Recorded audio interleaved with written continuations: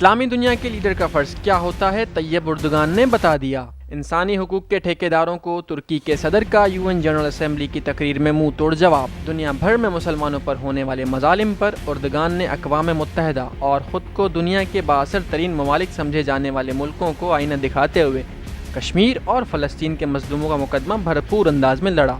اقوام متحدہ کی جنرل اسمبلی کے اجلاس سے خطاب کرتے ہوئے ترک صدر رجب طیب اردوان نے کہا کہ UN کی منظور شدہ قراردادوں کے باوجود 72 سال سے مسئلہ کشمیر حل نہیں ہو سکا۔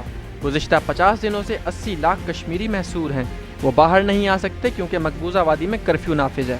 رجب طیب اردوان نے کہا کہ جنوبی ایشیا میں امن کے لیے پاکستان اور بھارت کو مسئلہ کشمیر کا حل اعتماد اور برابری کی بنیاد پر ہونے والے مذاکرات سے کرنا چاہیے، جبکہ ترک صدر نے مظلوم فلسطینیوں کی سرزمین پر اسرائیل کے ناجائز قبضے کے ثبوت بھی نقشے کی صورت میں پیش کرتے ہوئے کہا کہ اپنے قیام سے لے کر اب تک اسرائیل مسلسل فلسطینی زمین پر قبضہ کر رہا ہے۔ اسرائیلی زمین بڑھتی جا رہی ہے، فلسطین کا رقبہ کم ہوتا جا رہا ہے۔